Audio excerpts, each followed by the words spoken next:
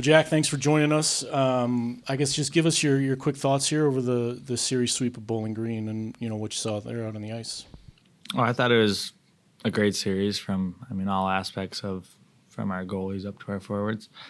I felt like we played with a lot more confidence than we did in Alaska as well as Ferris State, and we got out early, which helps. Obviously, against Ferris State, we didn't get off to the quickest start, but we battled back, which, I think our team, that made our team better, knowing that we can come from behind. But, yeah, I thought it was an overall good series from everyone. Obviously, you're one of the many new faces on the team this year. After entering the transfer portal, what led you to Western Michigan? Just about everything. I honestly did not know anyone on this team, which is kind of weird. It's because being from Minnesota, there's a lot of Minnesota guys all over the place, and this is one of the teams where there was none. So it was kind of it was new to me. But, after getting here and on my visit, I got to meet a bunch of the guys, and they just seemed like, now that I know them now, they're just great guys. And first, the coaching staff all together, they're honest, which I love that the most. It's because they'll tell you how it is, whether you're doing good or bad, and that just makes the team better, honestly. Got to play in your first home game on Thursday. Did the Lunatics live up to the hype that you'd been hearing coming into it? Oh, yeah. My brother played for St. Cloud, and he said this is by far the most fun rink that he's ever played in. And obviously, that was my first time ever getting to experience it, and it was nuts.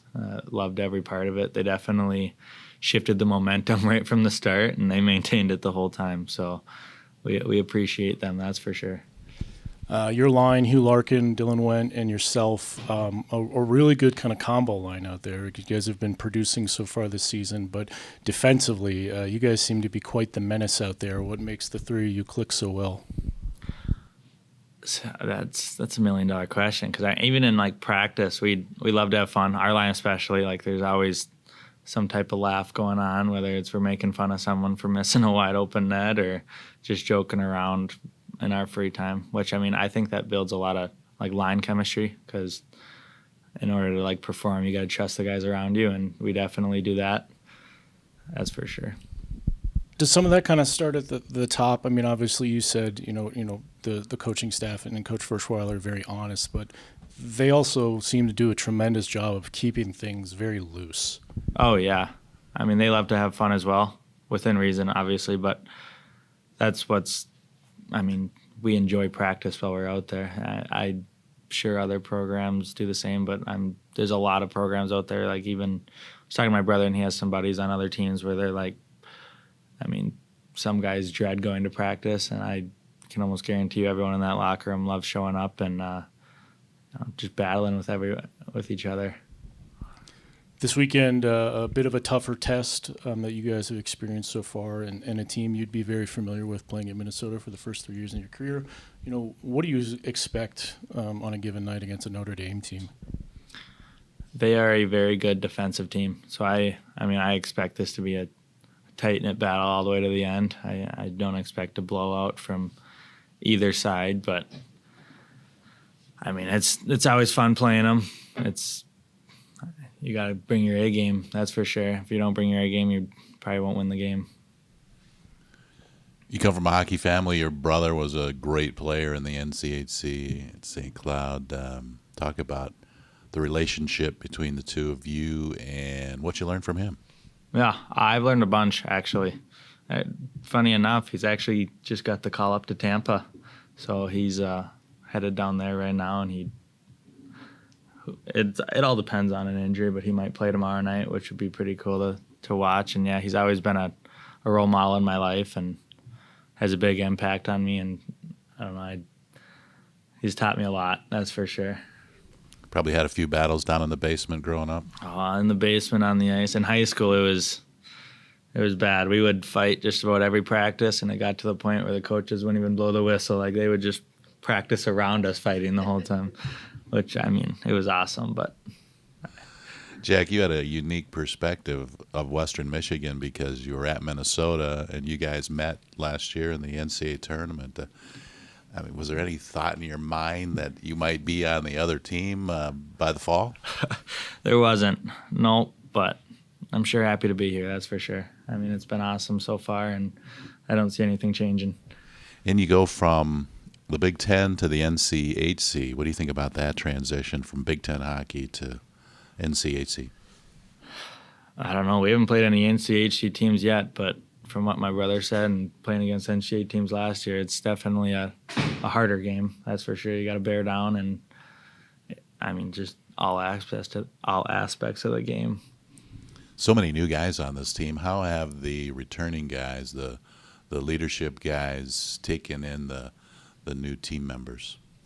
Oh yeah, there's a lot of new faces, including myself. But I mean, the other guys are very good at including everyone. Like whether that means going to the movies or going to play golf or really whatever, we give it our all to include everyone. And I mean, that's what makes the team stronger. Is the tighter knit group you have, the better you're going to perform on the ice. Thanks, Jack. Yeah, thank you. Coach, Broncos are coming off a sweep of Bowling Green. Just give us your thoughts on the weekend first. Well, I thought it's always great to sweep, but I thought we did it the right way. I thought we played our brand of hockey and guys executed at a high level all weekend. It's, Thursday's game was one of a handful this year where you've held an opponent to fewer than 5 shots in a period. What do you see out on the ice when that's going on? Well, I see us possessing the puck, which is what we want to do. We want to play with the puck, and we talk about defending with it. If we have it, they certainly can't attack us. So, making sure that we're responsible with as well, puck management, playing in their end, and again, we make them come a long way and through us every time. So it's hard to create offense for them. We had Jack Perbix in here, and asked him, what led him to Western Michigan, and he said he didn't really know anybody on the team, but once meeting the guys and the coaching staff, what were you looking for when you tried to bring him here? Well, certainly Coach Herter's watched Jack for a long time when he was at Duluth, and I think he's got a real skill set. Played behind some really, really quality players at Minnesota, so maybe didn't get his offensive chance as much as he would like there. We just told him we're going to push him back forward, and he's going to be able to create some offense. He's good. He's real smart. He's got a great set of hands. It's an interesting line he's on as well with Hugh Larkin and Dylan Wendt, who's an excellent defensive player, but they're putting up points so far this season.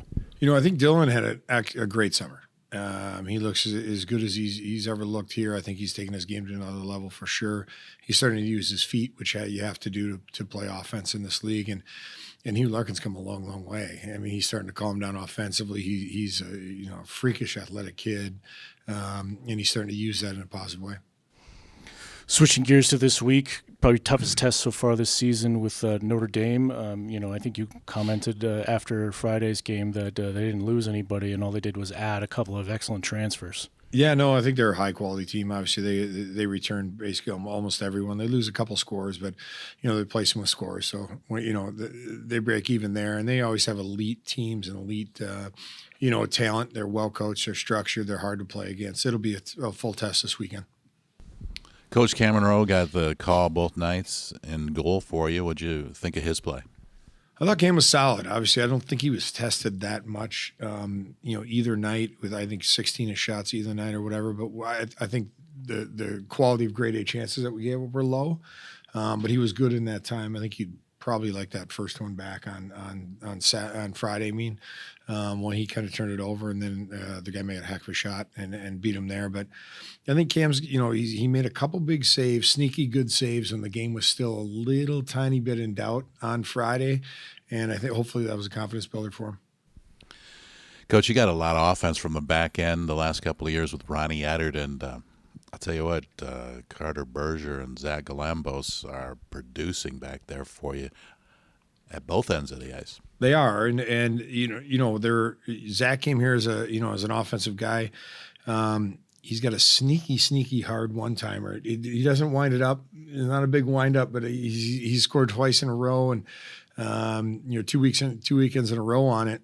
It's real. It comes off that stick real live from a low windup, which is a unique skill for sure. And, Carter's doing a good job up there. He hasn't ran a power play in a couple of years, but I think he's doing a real nice job facilitating ours. Got balanced scoring, too, from throughout your lineup, led by a freshman right now, Ryan McAllister, who had 160-some points, 139, I think it was. And he's leading your team right now with 8. Yeah, no, crazy numbers last year. His offensive stick and his offensive mind are brilliant. He's going to score a lot of points in his time here for sure. But, what I like is Luke Granger and Ethan Wohlers, and like you mentioned, the entire Perbix line contributing.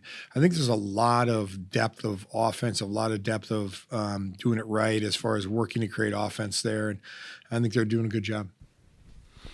All right, playing Notre Dame here at Lawson Arena should be pretty rowdy Saturday night at 6. We hope so. It's always a great atmosphere here. I'm sure the fans will be excited to see Notre Dame, and down there is they got a beautiful arena down there, and I think it should be a good crowd down there too. So we're looking forward to the matchup. Commenting on Saturday's game, obviously a new change this year with Saturdays of us going to 6 o'clock. That was driven in part by the coaching staff. What was the reasoning behind that? It was. Honestly, I think it allows both. I think it allows you to come to the game and still go out to dinner or still do whatever. So I think it's a very family-friendly time and a family-friendly situation. So that's kind of what we were aiming for. I think people will like it. All right, thanks, Coach. Thanks, guys.